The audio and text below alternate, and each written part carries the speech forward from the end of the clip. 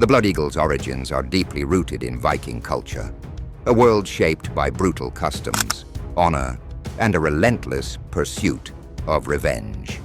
To them, battle was more than a means of survival. It was a way to gain glory and favor from the gods. Death was not an end, but a passage to a place of eternal reward, such as Valhalla or Hell, depending on the circumstances of one's life. The blood eagle was not a simple killing. It was a methodical and deliberate ritual. First, the victim was restrained, most often tied face down or kneeling with arms stretched outward. The executioner would then begin by slicing open the skin on the victim's back, making 2 long incisions along the spine. This wasn't done quickly. It was slow and deliberate. The skin and muscles were peeled back, exposing the rib cage beneath. Next came the breaking of the ribs. Each rib was severed from the spine using a sharp axe or blade.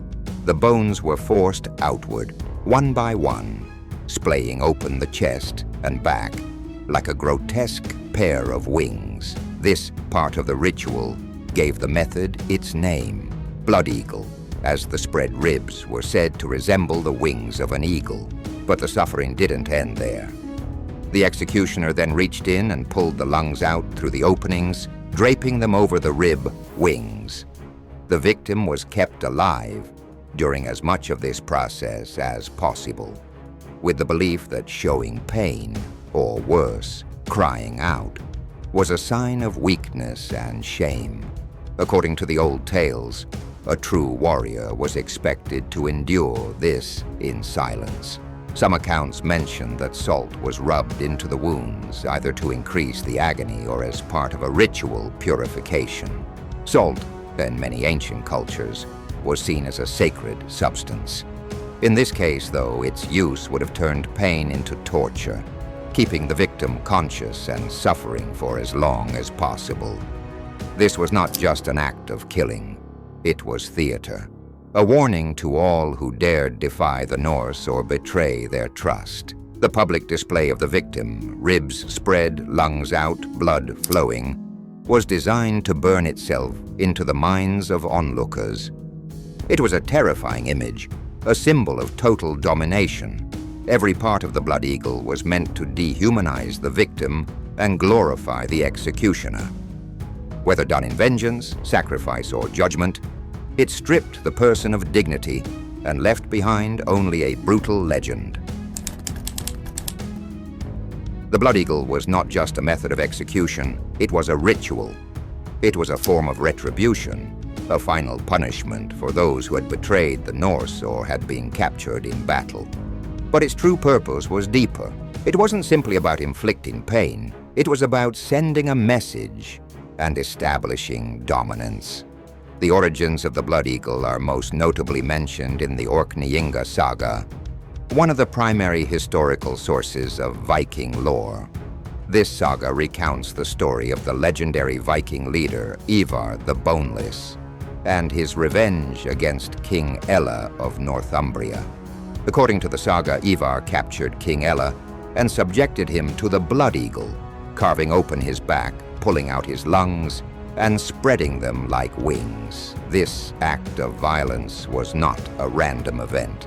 It was deeply tied to Norse beliefs, especially the idea of sacrifice to the gods.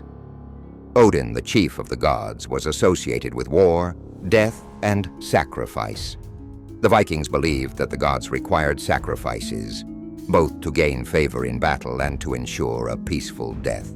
The blood eagle, as gruesome as it was, may have been seen as a way to offer up the victim to Odin in exchange for power or as a form of vengeance. The ritual itself was symbolic.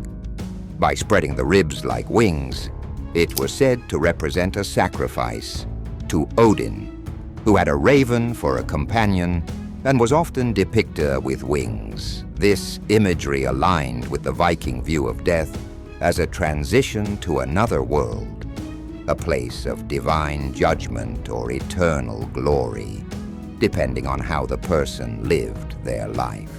The method of execution was especially feared because it was designed to be public and prolonged.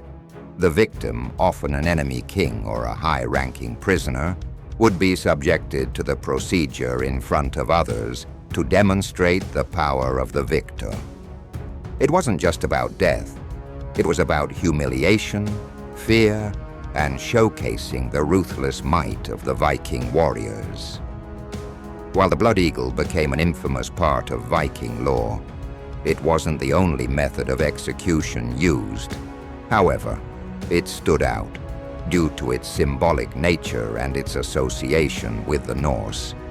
The gruesome act made an unforgettable impact, and its association with legendary warriors like Ivar the Boneless cemented its place in Viking history. The blood eagle is one of the most infamous execution methods associated with the Viking Age. But there were the unfortunate souls said to have suffered this fate. Most of what we know comes from medieval Icelandic texts, written centuries after the events they describe. Chief among them is the Orkneyinga saga and the Ragnarssonathatr, or Tale of Ragnar's Sons. These sagas blend history, legend, and poetry into narratives that were passed down through generations. The most famous alleged victim of the blood eagle was King Ælla of Northumbria.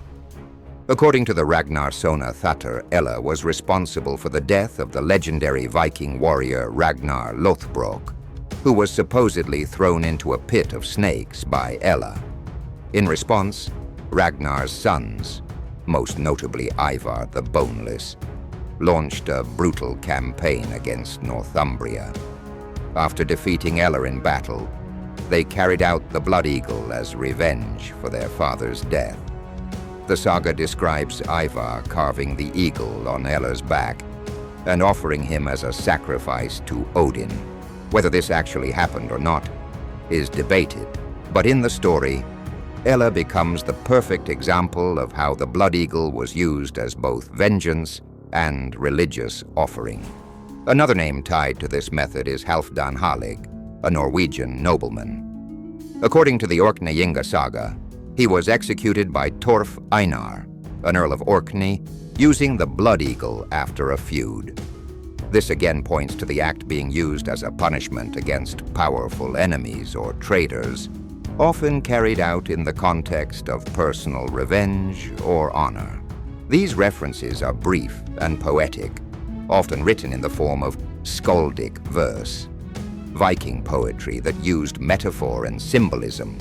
For example, one verse claims that someone carved the eagle on his back, a phrase which could be taken literally or could simply mean that the victim was killed in a brutal way. This ambiguity fuels debate, but it also gives the ritual its mythic power.